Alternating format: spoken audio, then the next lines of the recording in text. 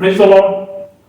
खुदावन यीशु मसीह के नाम से फिर एक बार हम सबों को स्वागत करते हैं और आप सबों को इस YouTube चैनल के अंदर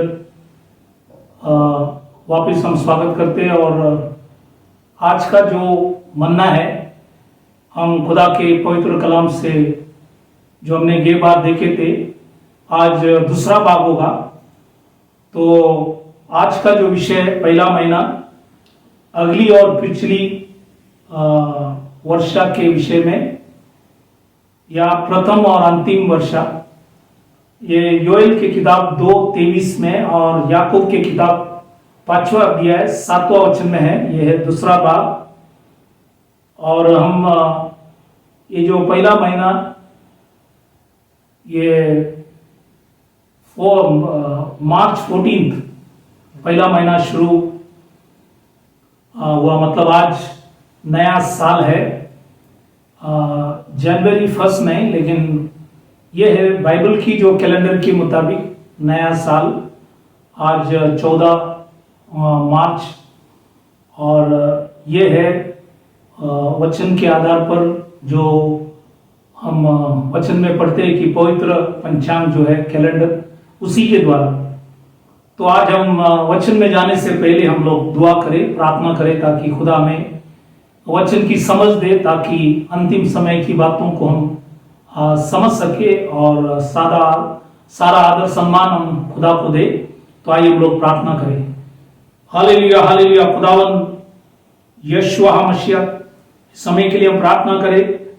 आज जो भी वचन प्रचार किए जाएंगे, प्रभु हम प्रार्थना करें, हमें आत्मा से, पवित्र आत्मा से हमें प्रकाशित कर। लॉर्ड, वचन की समझ दे, ताकि हम समझ कर तुझे आदर करें, सम्मान करें।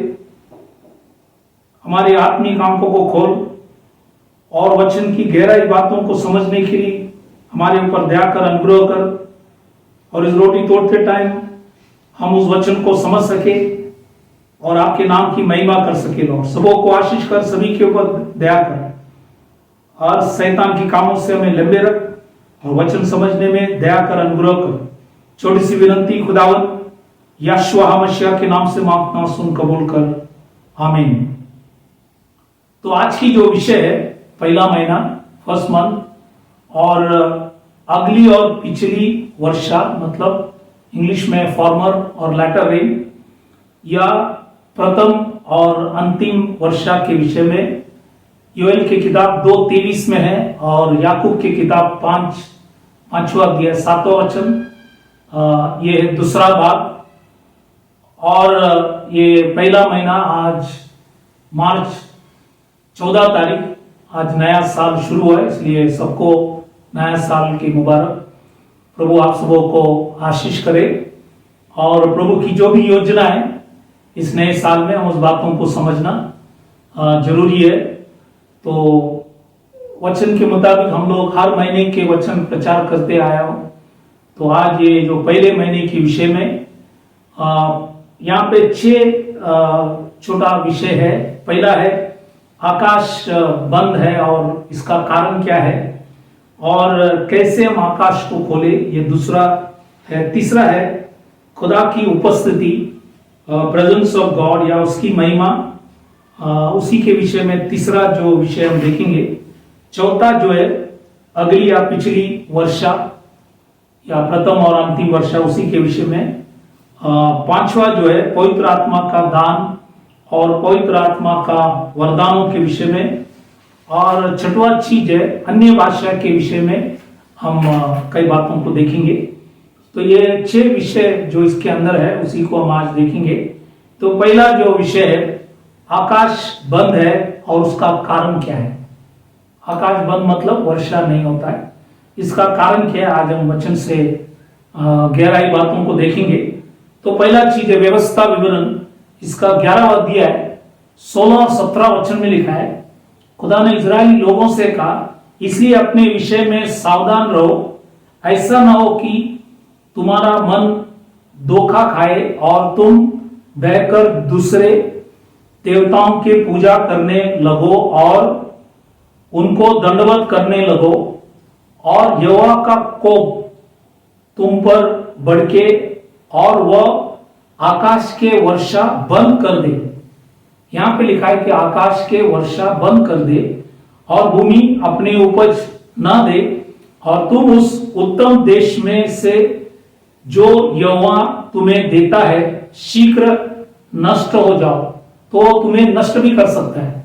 तो अगर हम वचन में लिखा है हम धोखा खाकर दूसरे देवताओं के अगर की पूजा अगर हम करें और दंडवत करें और सच्चा खुदा से अगर हम हट जाए और अपने मन की इच्छा से अगर ये सब चीज करेंगे तो खुदा ने लिखा है कि उसकी कोप तुम्हारे ऊपर और आकाश की वर्षा वो बंद कर देंगे।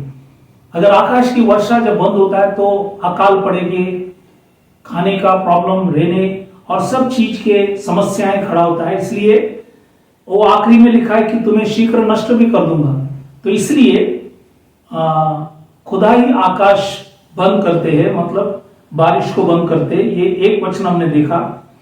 दूसरा वचन है दूसरा इतिहास 7वां अध्याय 13 वचन में भी लिखा है, यदि मैं आकाश को ऐसा बंद करूं कि वर्षा न हो। तो दूसरा बार यह वचन में लिखा है कि आकाश को बंद करो। तीसरा वचन में यह लिखा है कि यहां पे कारण लिखा है कि आकाश को खुदा बंद क्यों कर रहे। दूसरा इतिहास 6वां अध्याय 26 में लिखता है, ये सुलेमान राजा ने 7 प्रार्थनाएं किए थे, उसमें से तीसरा प्रार्थना है। जब मंदिर बनाया तब उन्होंने 7 प्रार्थनाएं किए और उसमें ये तीसरा प्रार्थना था। वो क्या है, ये लिखा है कि जब वे तेरे विरुद्ध पाप करें और इस कारण आकाश इतना बंद हो जाए कि वर्षा न हो, तो पाप के कारण वर्षा बंद कर देता है खुदा। इसलिए आकाश बंद होने का कारण मनुष्य की पाप है। और भी कुछ वचन हम देखेंगे। दूसरा शमूएल 21वां अध्याय पहला वचन में ऐसा लिखा है, दाऊद के दिनों में लगातार 3 वर्ष तक अकाल पड़ा। तो वहां पे 3 वर्ष अकाल पड़ा। तो दाऊद ने यहोवा से प्रार्थना की। यहोवा ने कहा ये शाऊल और उनके खूनी घराने के कारण हुआ। ये साउल राजा और उनकी खूनी घराने, मतलब वो बहुत से लोगों को मारे। और विशेष करके यहाँ पे लिखा है क्योंकि उसने गिबियोनियों को मरवा डाला था। तो ये गिबियोनी लोग जो थे उनको भी मारा गया। इसलिए खुदा ने खास इनके घराने के लिए, शाऊल और उनके खूनी घराने के लिए 3 वर्ष वहां पे अकाल लिखा है। ये बात खुदा ने दाऊद राजा को बताया, लेकिन खुदा ने दाऊद को संभाला। इसलिए दुनिया में अकाल आएंगे, मरी आएंगे, बहुत कुछ चीज आएंगे, लेकिन विश्वास करने वाले को बचाने वाला खुदा है, यहोशू हमेशा। इसलिए इस बातों को ध्यान से समझ लेना। और याकूब की किताब 5:17 में भी लिखा है, एलिया भी तो हमारे समान दुख सुखी भोगी मनुष्य था और उसने गिड़गिड़ाकर प्रार्थना की कि मेघ न बरसे और 3.5 वर्ष तक भूमि पर मेघ नहीं बरसा। तो यहाँ पे हमने दाऊद के टाइम 3 वर्ष देखा। यहाँ पे हमने वचन में देखा कि 3.5 वर्ष वर्षा बाइबल के अंदर लिखा है, भूमि पर मेघ नहीं बरसा 3.5 साल। और ये जो वचन हम पढ़ रहे, ये आखिरी दिन में खुदा वापिस लौटाने वाला है। ये 3.5 साल जब दोबारा वापिस इस विश्व में खुदा बाइबल के अंदर लिखा है कि ये वापिस ले आएंगे, क्योंकि मूसा और एलिया की सेवा है आखिरी 7 साल के समय, उसके अंदर 3.5 साल ये घटना वापिस होंगे। ये भी बातों को ध्यान में ले आना है। और यिर्मयाह की किताब 5:24 जब पढ़ेंगे तो आप 24 भी वचन पढ़ना, ताकि 25 अच्छे से हमें समझ में आए, क्योंकि 24 में उस वर्षा के विषय में लिखा है। इसलिए 25 में लिखता है, परंतु तुम्हारे अधर्म के कामों ही के कारण वे बाइबल में लिखा है रुक गए। क्या है, सब आशीष से रुक गए, और तुम्हारे पापी के कारण तुम्हारी भलाई नहीं होती। तो आज अच्छे अच्छे चीज नहीं होती है, भलाई नहीं होती है। इसका कारण है पाप और अधर्म की वजह से। तो वर्षा भी बंद है, आकाश बंद इसलिए अधर्म के कारण, पापों के कारण। हमने वचन भी देखा, हम खुदा के विरुद्ध पाप किए, इसी की वजह से खुदा ने आकाश को बंद रखा है। आत्मिक तौर से यह हमें पवित्र आत्मा का कार्य भी हमें दर्शाता है, इसलिए इस बातों को भी हमें समझना जरूरी है। और एक वचन हम यिर्मयाह के किताब 3 अध्याय 3 वचन भी जब पढ़ते हैं, वहां पे लिखा है, इसी कारण झाड़ियों और बरसात के पिछली वर्षा नहीं होती, तो भी तेरा बाइबल में लिखा है माता वेश्या का सा है तू। बाइबल में लिखता है लज्जित होने नहीं जानती, लज्जित होने नहीं जानती, क्योंकि तेरा माता वेश्या। वेश्या इसलिए क्योंकि इजराइल लोगों ने सच्चा खुदा को छोड़कर और भी बहुत से चीज को मानने लग गए, जैसे काठ को मानने लग गए, पत्थर को मानने लग गए। तो बहुत से दुनिया की चीजों से प्यार किया, इसलिए खुदा का कि तेरा माता वेश्या है। और इसलिए खुदा ने बाइबल के अंदर लिखा है पिछली वर्षा भी नहीं होती है, ये भी खुदा ने बंद कर दिया, क्योंकि खेती का काम के लिए 2 बारिश तो चाहिए। तो ये वर्षा भी खुदा ने कटनी के पहले की जो वर्षा, पिछली वर्षा है, वो भी बाइबल के अंदर लिखा है नहीं होती, क्योंकि इजरायली लोगों ने सच्चे खुदा को छोड़कर अन्य चीजों को मानने लग गए। तो यह है कारण कि आकाश बंद है। आत्मिक तौर से आज भी आकाश बंद है। जैसा परमेश्वर की पवित्र आत्मा की कार्य होना है, ये आज नहीं है, क्योंकि आज हम सब विश्वासी लोग कहते तो विश्वासी है, लेकिन हमारे हाथ से भी बहुत से अधर्म और पाप होते, इसलिए हम हर बार खुदा से पश्चाताप की प्रार्थना, मतलब तेशवा की प्रार्थना हमें रोज करना है। अब हम देखेंगे कि यहाँ पे हमने देखा कि आकाश बंद है। अब हम देखेंगे कैसे हम आकाश को खोले। यहाँ पे 7 चीज है जो हमें करना है, और ये करने की बहुत जरूरी है कि आकाश खुल जाए। तो 7 चीज क्या है आज हम वचन से देखेंगे। पहला चीज व्यवस्था विवरण, इसका 11वां अध्याय 13 वचन में लिखा है, और यदि तुम मेरी आज्ञाओं को जो आज मैं तुम्हें सुनाता हूं ध्यान से सुनकर करे। तो आज उसके वचन को हमें ध्यान से सुनना है। सब लोग सुनते हैं, लेकिन हमें ध्यान से सुनना है, मतलब बहुत दिल से हमें सुनना है। हम ऊपर ऊपर नहीं सुनना है, दिल से सुनना है, पढ़ना भी है। इसलिए अगर ध्यान से सुनना, ये पहला कर्तव्य है अगर आकाश खुलना है। दूसरा जो कर्तव्य ये है, व्यवस्था विवरण इसका 11वां अध्याय 13 वचन में लिखा है, यहोवा से प्रेम रखो। दूसरा चीज है हमें प्रेम करना है, खुदा को ही प्रेम करना है, और उसको छोड़कर और कोई चीज को हमें मानना नहीं।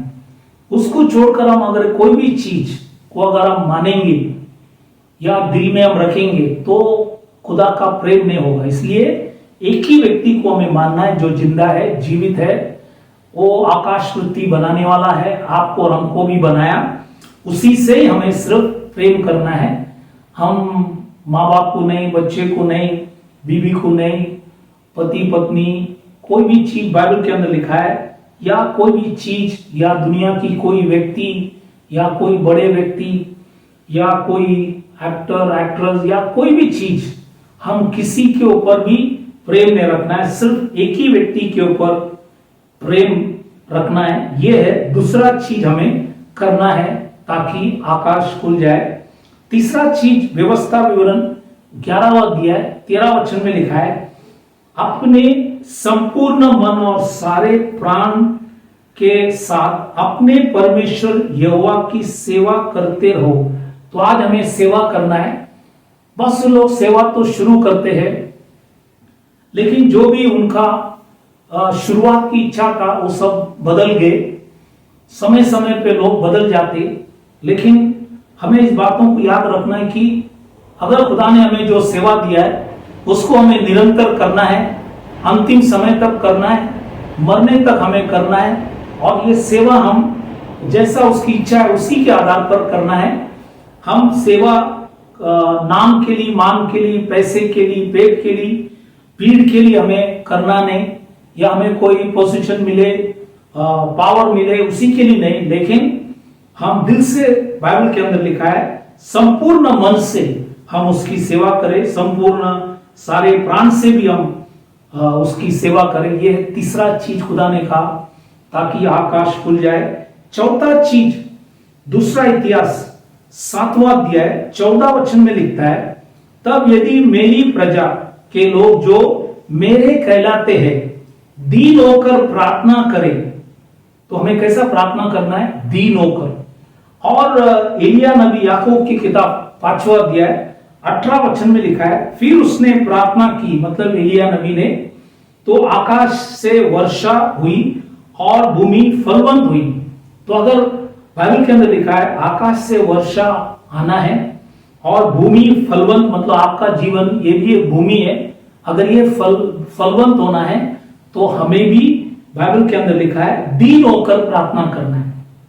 इसलिए बाइबल में हमने दो व्यक्ति प्रार्थना करते हुए देखा, एक फरीसी और एक बाइबल के अंदर लिखा है जो पब्लिकन थे, चुंगी लेने वाला, उन्होंने भी जब प्रेयर किए खुदा ने उनकी प्रार्थना सुना, फरीसी की प्रार्थना नहीं सुना, क्योंकि उनकी प्रार्थना घमंड की प्रार्थना थे, लेकिन चुंगी लेने वाले की प्रार्थना, उन्होंने दीन होकर प्रार्थना किया। एलिया नबी ने किया, खुदा ने सुना, और इसलिए खुदा ने वापस वर्षा 3.5 साल के बाद वापस ले आए। वो खुदा आज भी ये है। चौथा चीज, हमें दीन होकर प्रार्थना करना है। 5वां चीज, दूसरा इतिहास 7वां अध्याय 14 वचन में लिखता है, मेरे दर्शन की खोजी होकर। तो आज हमें हर दिन दर्शन देना है। हम जब वचन पढ़ता है तो हम खुदा को दर्शन दे रहे, हम प्रार्थना रोज कर रहे, वचन पढ़ रहे, वचन से चल रहे, गलती को दूर कर रहे, ये सब चीज हम करेंगे तो हम उसकी दर्शन की खोजी है कि हमें रोज करना है। वी मस्ट सीक हिम, ये बहुत जरूरी है। ये है 5वां चीज। 6वां चीज, दूसरा इतिहास 7:14 में लिखता है, अपनी बुरी चाल से फिरे। तो जो भी बुरी चीज है जो हम करते हैं, आदम की स्वभाव, हमारी सोच विचार, कई बार आप बोलते हैं कि हमने गलती नहीं किया, हम कुछ गलती नहीं कर रहे, लेकिन हमारा सोच कभी गलती हो सकता है, हमारी विचार कभी गलती हो सकता है। उसी के लिए भी हमें प्रार्थना करना है कि खुदा हमें क्षमा करे। हमारे दिल में बहुत से चीज होंगे, लोगों को मालूम नहीं, आपको मालूम है, इसलिए आज हम सारी बुरे चाल से हम फिरे। ये है 6वां चीज जो वचन में लिखा है। और 7वां चीज जो है, दूसरा इतिहास उसका 6वां अध्याय 26 में लिखता है, तेरा नाम को माने, तो उसके नाम को मानना है। और कोई नाम है आकाश के नीचे, एक ही नाम है, क्योंकि वो नाम यीशुआ है, क्योंकि वो आपके पापों के लिए, आपके बीमारों के लिए, आपके मरण के लिए वो स्वयं मरकर तीसरे दिन जीवित होकर आज वो स्वर्ग में है, इसलिए आपकी प्रार्थना वो सुन सकता है। इसलिए उसका नाम हमें मानना है। ये है 7 चीज। तो ये 7 चीज अगर हम रोज करते रहे और हम दीन होकर रोज पश्चाताप की प्रार्थना करें, तो एक दिन खुदा आकाश को खोल देंगे और हमें आत्मिक वर्षा, पवित्र आत्मा की कार्य वापिस को लौटा सकता है। यह है दूसरा चीज मैंने बताया। तीसरा चीज, खुदा की उपस्थिति या उसकी महिमा। यहाँ पे 7 चीज है जो आज हम देखेंगे। 7 बार खुदा की महिमा, मतलब 5 बार तो हुआ है, 2 बार होना है, उसी के विषय में हम देखेंगे। तो पहला चीज है निर्गमन, इसके 40वां अध्याय 35 वचन जब बढ़ता है, वहां पे लिखा है कि और बादल मिलाप वाले तंबू पर ठहरे। ये ठहरे वर्ड जो है ये है इंग्लिश में अबाउट, मतलब शिखाना ग्लोरी, परमेश्वर की महिमा। ठहरे गए और यहोवा का तेज निवास स्थान में भर गए, इस कारण मूसा उसमें प्रवेश न कर सका। यहां पे बाइबल में लिखा है ये परमेश्वर का तेज, महिमा, ग्लोरी उस निवास स्थान तंबू के अंदर आए। तो ये पहले बार हम देखता है कि तंबू के अंदर परमेश्वर का उपस्थिति, परमेश्वर का प्रेजेंस यहां पे देखा गया। दूसरा बात, दूसरा इतिहास 7वां अध्याय 1 वचन में, जब सुलेमान ये प्रार्थना कर चुका, तब स्वर्ग से आग ने गिरकर होम बलियों तथा अन्य बलियों को भस्म कर दिया, बाइबल का भस्म किया।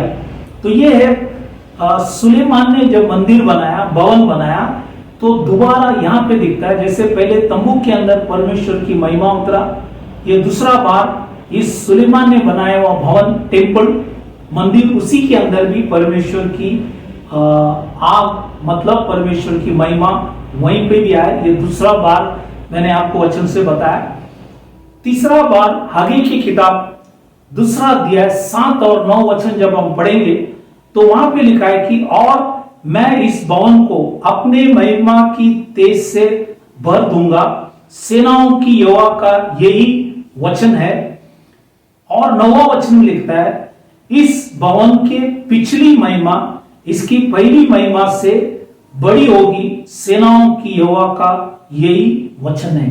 तो बाइबल के अंदर खुदा ने तीसरा जो ये वचन जो हमने पढ़ा, ये दोबारा बना हुआ भवन, मतलब इजरायली लोग जब 70 साल के बंधुआई से जब छुड़ के आए, जब कुशरू राजा ने उनको परमिशन दिया परमेश्वर के मंदिर बनाने के लिए, उस टाइम जरुब्बाबेल ने जो दोबारा मंदिर बनाया, वो मंदिर के अंदर भी खुदा ने कहा इस भवन को अपनी महिमा के तेज से भर दूंगा।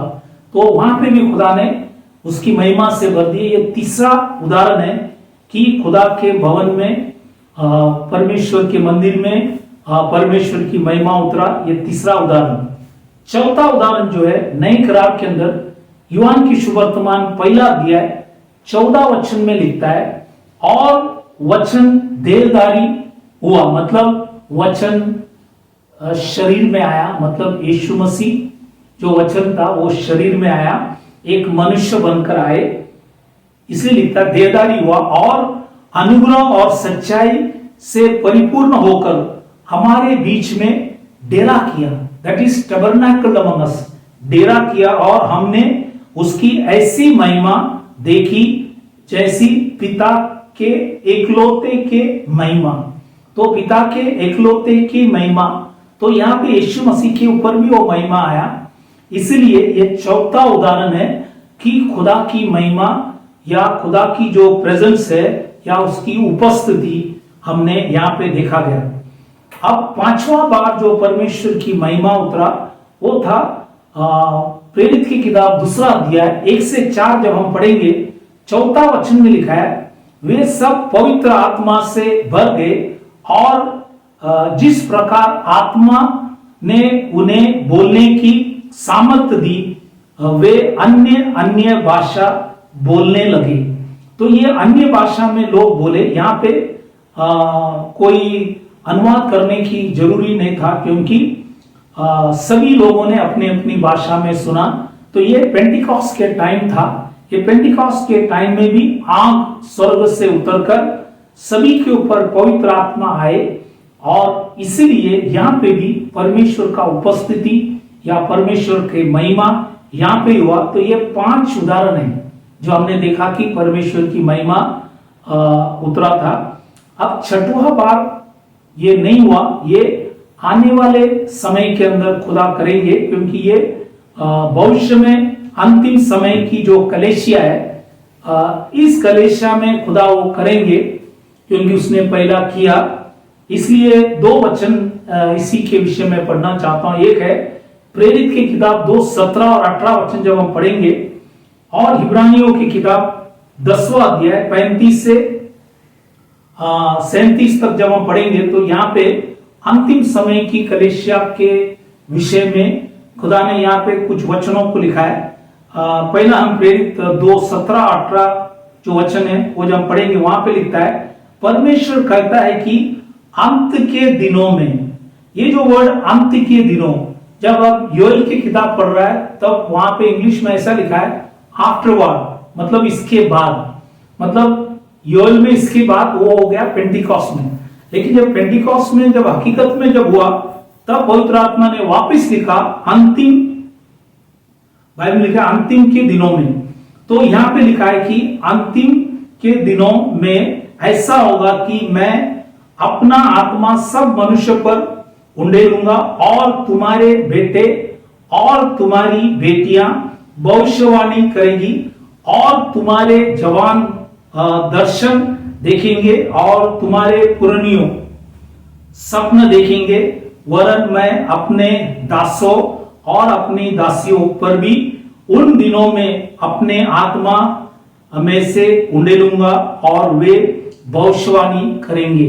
तो ये आने वाले अंतिम समय के अंदर, तो आज हम अंतिम समय के लोग हैं, अंतिम समय के कलीसिया के भागीदार हैं, तो इसलिए आज अंतिम समय में खुदा इस वचनों को पूरा करेंगे यदि हम खुदा से रोज पश्चाताप की प्रार्थना करते रहेंगे। और साथ जो चीज मैंने आपको वचन में बताया कि अगर आकाश खुलना है तो अगर हम दीन होकर अगर प्रार्थना करें, पश्चाताप करें, तो खुदा जरूर ये वचन हमारे जीवन के अंदर भी आने वाले दिनों के अंदर पूरा कर सकता है। और एक वचन हम देखेंगे, वो है हिब्रानियों की किताब 10वां अध्याय 35 से 37 वचन जब हम पढ़ेंगे, वहां पे लिखा है, इसलिए अपने हिवाए न छोड़ो क्योंकि उसका प्रतिफल बड़ा है, क्योंकि तुम्हें धीरज धरना आवश्यक है ताकि परमेश्वर की इच्छा को पूरी करके तुम प्रतिज्ञा के फल पाओ। क्योंकि अब बहुत ही थोड़ा समय रह गया है जबकि आने वाला आएगा और देर न करेगा। ये खास करके पवित्र आत्मा की कार्य के विषय में है। और ये जो दो वचन हमने पढ़े, प्रेरित की किताब 2:17-18 और इब्रानियों की किताब 10वां अध्याय 35 से 37 जो वचन हमने पढ़े, ये अंतिम समय के कलीसिया के विषय में खुदा ने लिखा है और ये अब तक हुआ नहीं, ये होगा। इसलिए हमें प्रार्थना करना है ताकि खुदा इस वचनों को मंडली के अंदर पूरा करे। इसलिए हमें प्रार्थना करना ये है। 6वां बार हुआ नहीं, होगा। और 7वां बार जो है हगे की किताब जो 2 अध्याय 9वां वचन में पिछली भवन के विषय में जो लिखा गया, वो हमें आत्मिक तौर से तीसरा जो भवन इजरायली लोग अब बांधने वाले हैं, क्योंकि सुलेमान का मंदिर पहला था और जरुब्बाबिल ने जो बनाया मंदिर दूसरा है, और तीसरा मंदिर ये जो यहूदी 1900 बाइबल के अंदर लिखा है 1948 में जो लोग आए और वो लोग इजरायली लोग तीसरा भवन बनाएंगे, तो उस टाइम खुदा का पिछली भवन में पिछली बारिश भी होगा। तो इसलिए ये भी आगे होने वाला है फ्यूचर, भविष्य में। इसलिए 2 चीज बाकी है, 5 चीज तो खुदा ने किया कि उसके उपस्थिति हमने देखा, उसकी महिमा को हमने देखा, वही चीज आगे मंडली में भी करेंगे और तीसरा भवन में भी खुदा करेंगे। तो इसलिए ये वचन आपको बताया गया। अब हम 4था विषय में जाएंगे, अगली और पिछली वर्षा या प्रथम और अंतिम वर्षा के विषय में कुछ वचनों को हम देखेंगे, क्योंकि ये खुदा ने लिखा गया। और ये जो वर्षा खास करके अंत के टाइम जो वर्षा होगा उसी के लिए हमें प्रार्थना करना है। तो पहला वचन व्यवस्था विवरण 11वां अध्याय 14 वचन में लिखा है, मैं तुम्हारे देश में बरसात के आदि और अंत दोनों समयों की वर्षा को अपने अपने समय पर बरसाऊंगा, जिसे तू अपना अन्न, नया दाखमधु और टटका तेल, बाइबल के अंदर लिखा है, संचय कर सकेगा। तो ये 3 चीज है। अन्न है परमेश्वर का वचन, नया दाखमधु वो है नया प्रकाशित किया हुआ बातों को, और तेल हमें परमेश्वर की अभिषेकित, पवित्र आत्मा की अभिषेकित हमें दर्शाते। इसलिए जब परमेश्वर हमें आत्मिक तौर से आत्मिक वर्षा जो है, पवित्र आत्मा की जो वर्षा जब हमें देंगे, तो हमें वचन भी देगा, प्रकाशित भी करेंगे और पवित्र आत्मा से अभिषेक भी हमें करेंगे। यिर्मयाह की किताब 5वां अध्याय 24 वचन में लिखता है, यहां पे ये लिखा है, मन में इतना भी नहीं सोचते कि हमारा परमेश्वर यहोवा तो बरसात के आरंभ और अंत दोनों, अब हिंदी में अलग अलग वर्ड वापर किया है, यहाँ पे आरंभ और अंत है, व्यवस्था विवरण में आदि और अंत है, और याकूब की किताब में प्रथम और अंतिम है।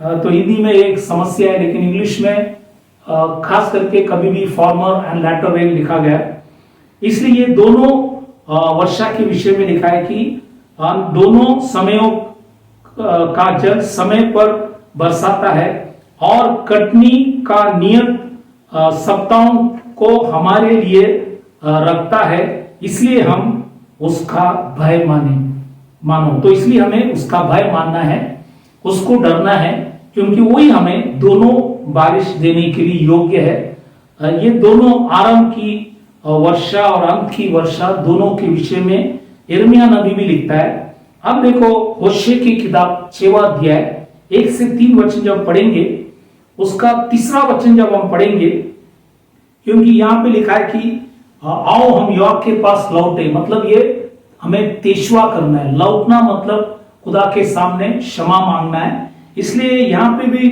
वचन लिखा है कि 2 दिन के बाद मैं तुम्हें जिलाऊंगा, 3रा दिन हम उनके सामने खड़े होंगे।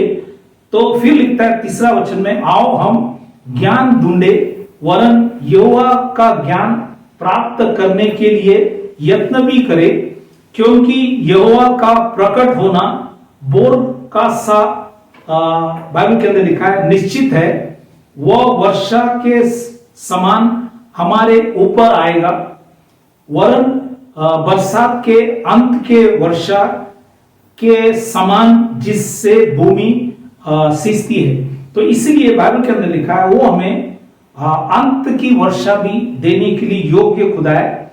वो बाइबल के अंदर लिखा है वर्षा, हमें बाइबल के अंदर लिखा है वर्षा के समान हमारे ऊपर आएगा।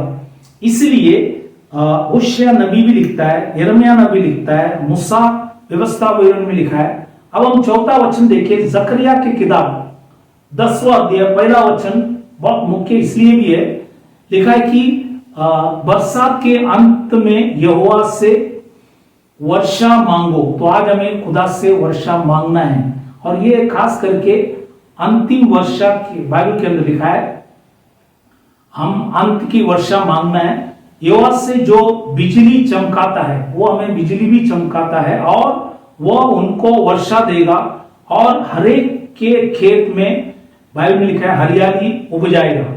तो इसलिए हमें खुदा से बार बार मांगना है, उसे क्षमा मांगना है, हमें दीन होकर प्रार्थना करना है, ताकि वो हमें, बाइबल के अंदर लिखा है अंत के समय में वर्षा को हमें मांगना है ताकि वो हमें दे। इसलिए याकूब की किताब 5वां अध्याय 7वां वचन में भी लिखा है, इसलिए हे भाइयों प्रभु का आगमन तक धीरज धरो। तो हमें धीरज धरना है उसके आगमन तक। देखो किसान पृथ्वी के बहुमूल्य फसल की आशा रखता हुआ प्रथम और अंतिम वर्षा होने तक धीरज धरता है। तो यहाँ पे याकूब भी लिखता है प्रथम और अंतिम वर्षा।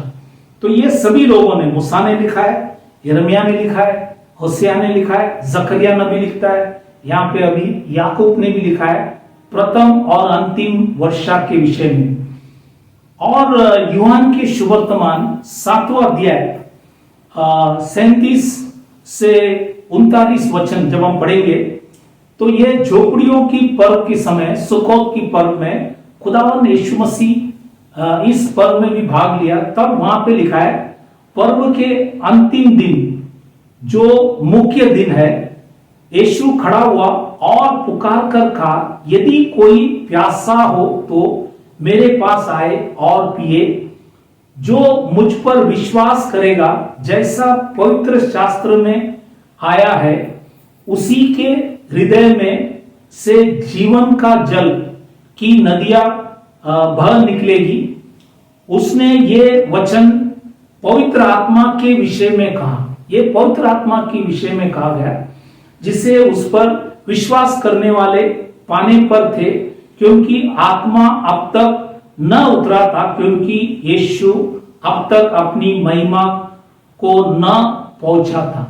तो वो स्वर्ग में अभी तक गया नहीं, प्रायश्चित करने के लिए, इसलिए उस टाइम पवित्र आत्मा बाइबल के अंदर लिखा है किसी के ऊपर उतरा नहीं, ये वचन लिखा गया। लेकिन पेंटिकॉस्ट के दिन पवित्र आत्मा उतरा और ये झोपड़ियों के पर्व में खुदावंद यीशु मसीह ने कहा गया। इसलिए ये प्रथम और अंतिम वर्षा आत्मिक तौर से ये पवित्र आत्मा का वर्षा हमें दर्शाता है। पवित्र आत्मा की कार्य, पवित्र आत्मा का काम ये हमें दर्शाता है। और ये जो प्रथम वर्षा जो है ये हेमंत या शरद ऋतु में है, में होता है, मतलब ये अक्टूबर नवंबर में होता है। और वो महीना है बुल महीना बाइबल के अनुसार, मतलब 8वां महीना है। और उसी समय बीज होता है। ये बीज होने के लिए ये ऋतु जो है, शरद ऋतु जो है, बीज बोने का समय होता है। और अंतिम वर्षा जो है वसंत ऋतु के समय होता है, मतलब मार्च अप्रैल जो अभी हम लोग है, पहला महीना निसान अभी, और ये कटनी के समय होता है। तो फसल जब तैयार होता है कटनी के समय पहले, ये वसंत ऋतु के समय खुदा वापस बारिश देता है। इसलिए कटनी का समय के पहले, तो आज बाइबल में लिखा है कटनी जगत का अंत, मतलब एक उम्र जो है या एक समय का अंत है। और इसलिए ये प्रथम वर्षा और अंतिम वर्षा के बीच में 6 महीने का अंतर है कम से कम।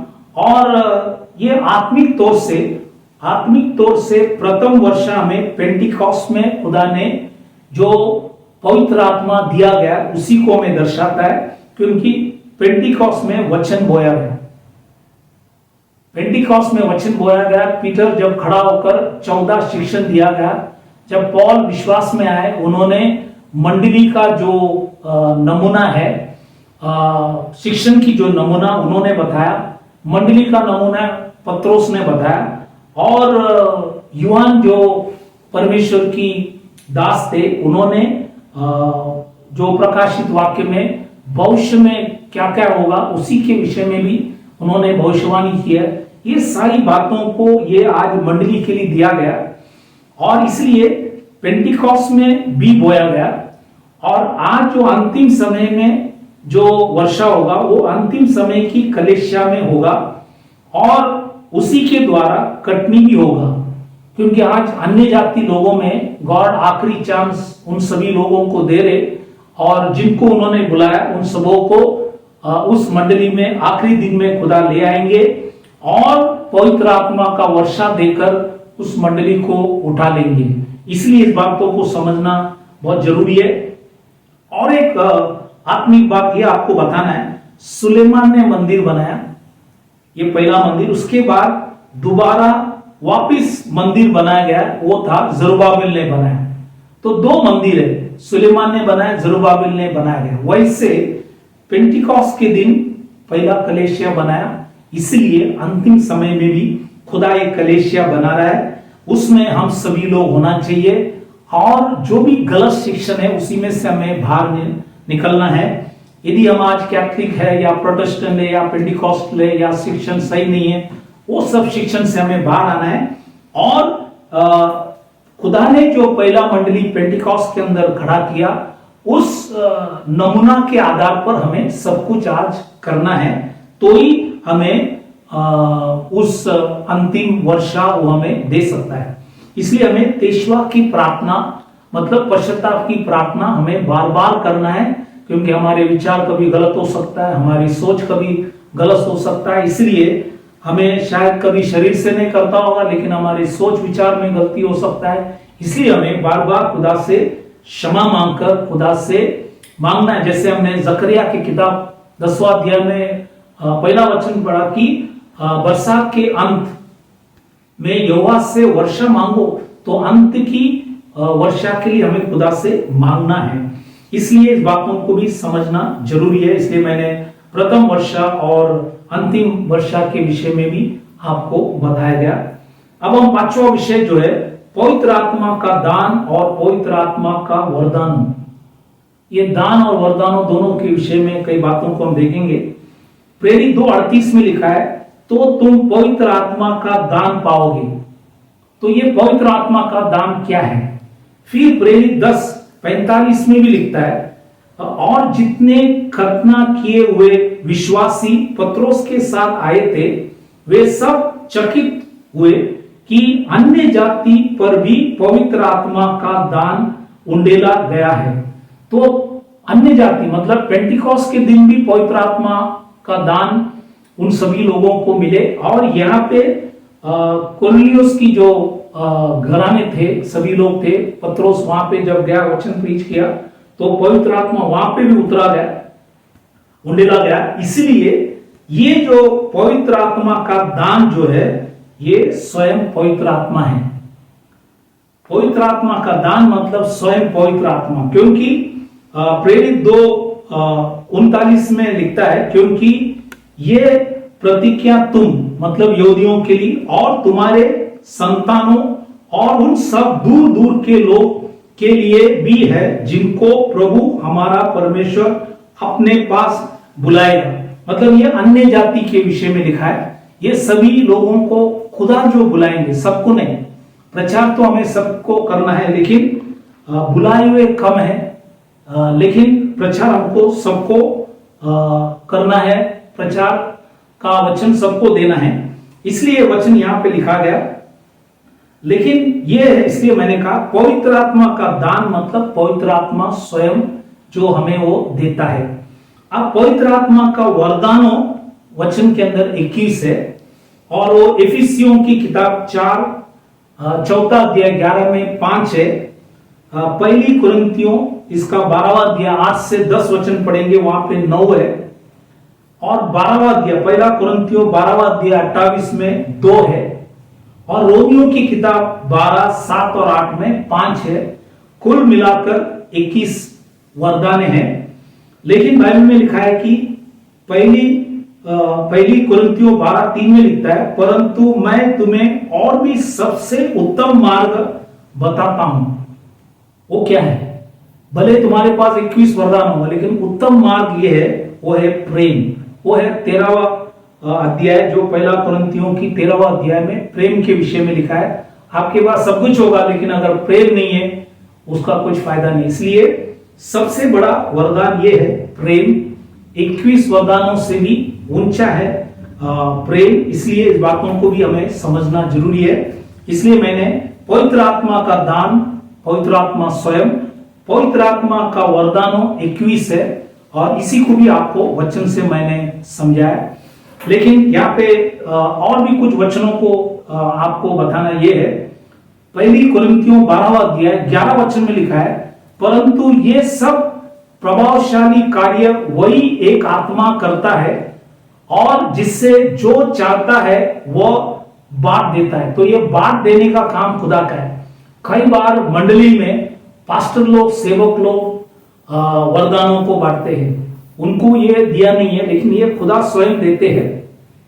सब कुछ उन्हीं के हाथ में। इसलिए इब्रानियों की किताब 2:4 में भी लिखा है, और बाइबल के अंदर लिखा है, साथ ही परमेश्वर भी अपने इच्छा के अनुसार चिन्हों और अद्भुत कामों और नाना प्रकार के सामर्थ्य के कामों और पवित्र आत्मा के वरदानों के बांटने के द्वारा इसकी गवाही देता रहा।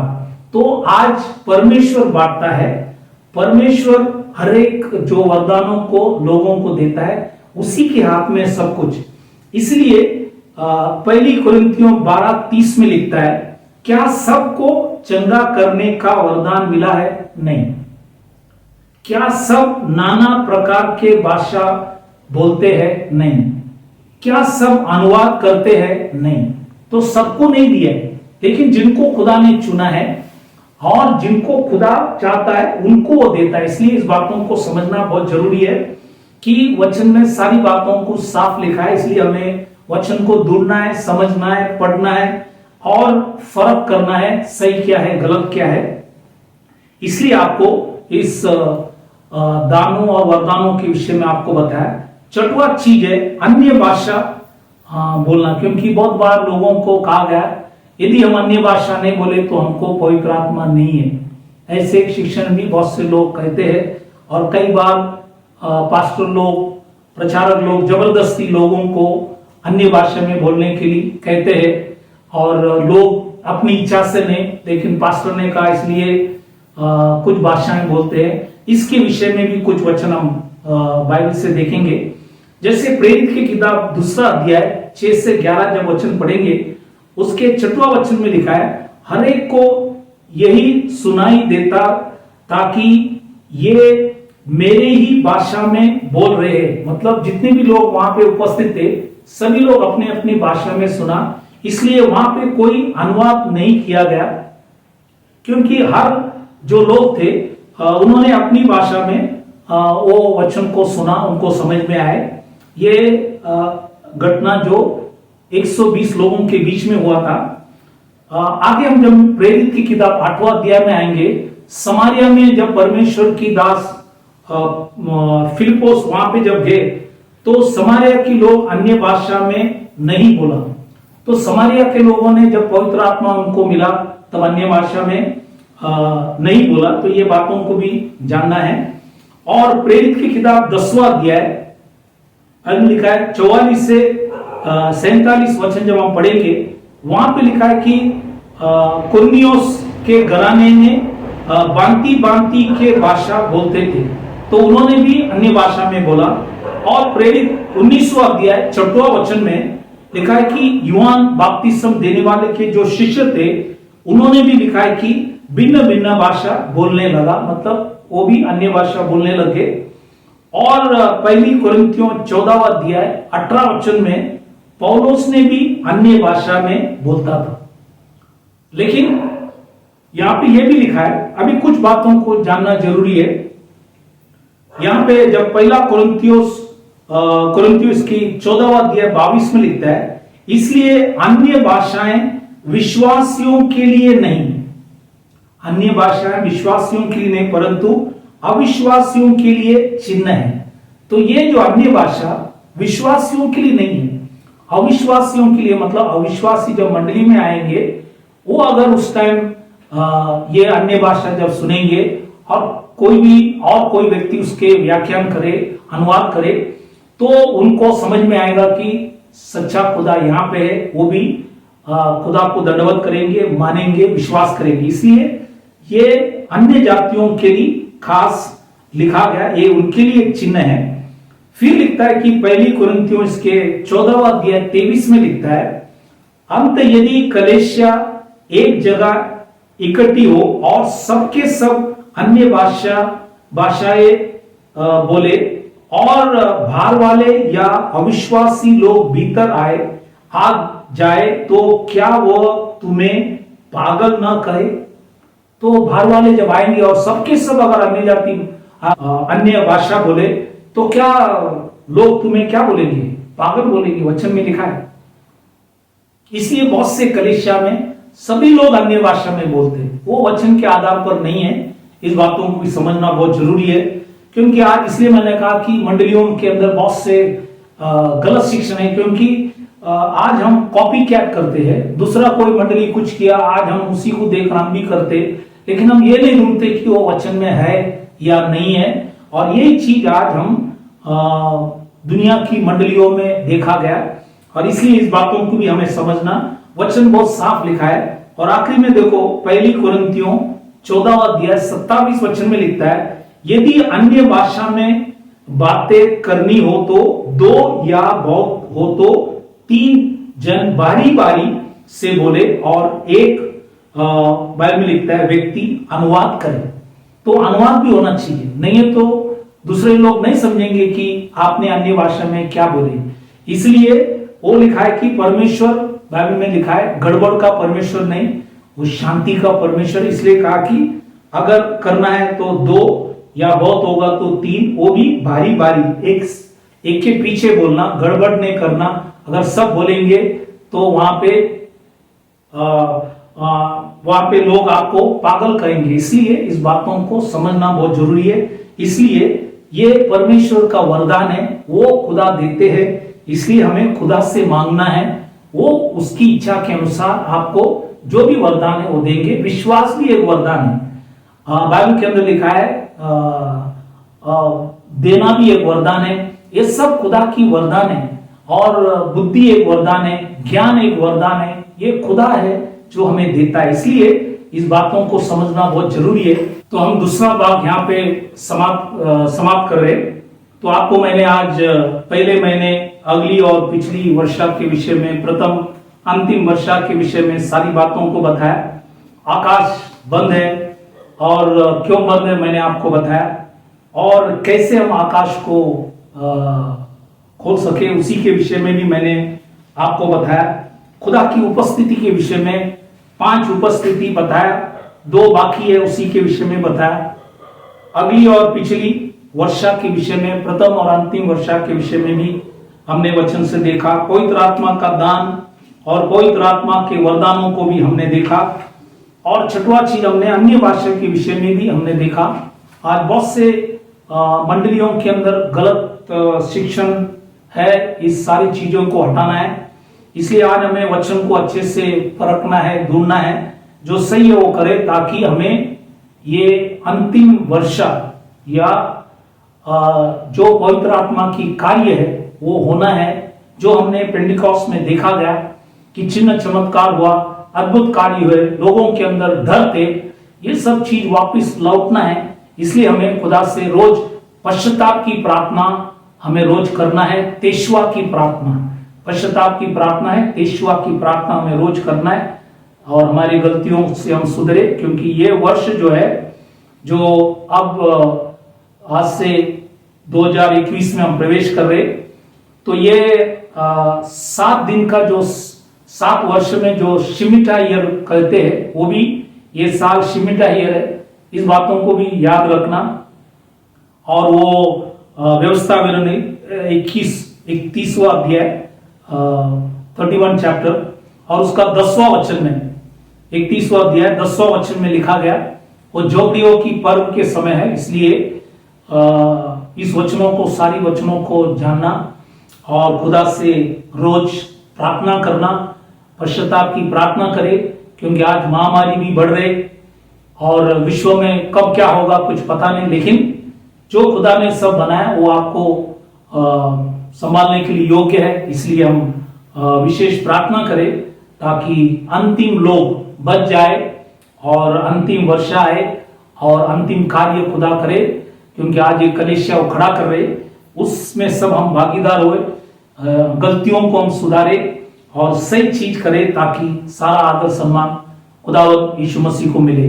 इसलिए आज ये नए साल जो खुदा की जो भी इच्छा है, वो सारी इच्छाओं को जानने के लिए हम खुदा से विनती प्रार्थना करें, और जैसे समय मिले हम प्रार्थना करें, पश्चाताप करें, उपवास करें, ताकि खुदा की जो भी इच्छा है वो हमें दर्शा सकेंगे। इसलिए इस वचनों से प्रभु आप सबों को आशीष करे। तो आज हम सभी भाई बहनों के लिए जो बीमार, तकलीफ, परेशानी, संकट में, सभी के लिए हम प्रार्थना करें ताकि खुदा सबों को आशीष करे। तो आइए सभी लोग अपने आंखों को बंद करें, सिरों को झुकाएं, हम प्रार्थना करें। खुदावंद यीशु मसीह, राजाओं का राजा, प्रभुओं का प्रभु, यहोवा मसीह, आपके नाम को हम धन्यवाद करते कि आपने हमें प्रथम वर्षा के विषय में, अंतिम वर्षा के विषय में जो भी बातों को दर्शाया, इसके लिए धन्यवाद करते। आज खुदा हम जानते कि हमारे गलतियों के द्वारा आकाश बंद है। हम प्रार्थना करें प्रभु, हम दीनता से प्रार्थना करें ताकि एक दिन प्रभु आप आकाश खोले और पेंटिकॉस्ट के अंदर जो वर्षा दिया गया, पवित्र आत्मा की कार्य हुआ, उसी समान इस अंतिम समय में भी होने के लिए खुदावन हम आपसे विनती प्रार्थना करें। दया कर, अनुग्रह कर और सभी के ऊपर आशीष कर प्रभु। विशेष करके जो भी बीमार, तकलीफ, परेशानी, संकट, मुसीबत, अलग अलग समस्या के अंदर फंसे, हम उन सभी लोगों के लिए प्रार्थना करें जो शैतान से लॉर्ड शैतान की तकलीफ के अंदर है। सभी लोगों को खुदावंद आपने खाए फटके से छुटकारा दे, आपने बहाए लोगों से उनकी सारी अपराधों को क्षमा कर और वचन बेचकर परिपूर्ण चंगाई दे, ताकि आपके नाम की महिमा, स्तुति, आराधना कर सके। लॉर्ड सभी के ऊपर दया कर, सबों को अनुग्रह कर, सबों को शांति समाधान से चला प्रभु, सभी के ऊपर दया कर। छोटी सी विनती खुदावंद यीशु मसीह के नाम से मांगता, सुन कबूल कर, आमीन। तो फिर एक बार आप सबों को मंडली के तरफ से, चर्च ऑफ द फर्स्टबॉर्न की तरफ से सबों को धन्यवाद करना चाहता हूं कि आप बार बार इस वचनों को सुन रहे, प्रभु आप सबों को आशीष करे और इस नए साल फिर एक बार सबों को न्यू ईयर की मुबारक कि प्रभु आप सबों को आशीष करे। और जब तक हम फिर मिलते रहे तब तक प्रभु आप सबों को आशीष करे, आशीर्वाद करे। Thank you very much. God bless you. प्रभु आप सभी के साथ रहे।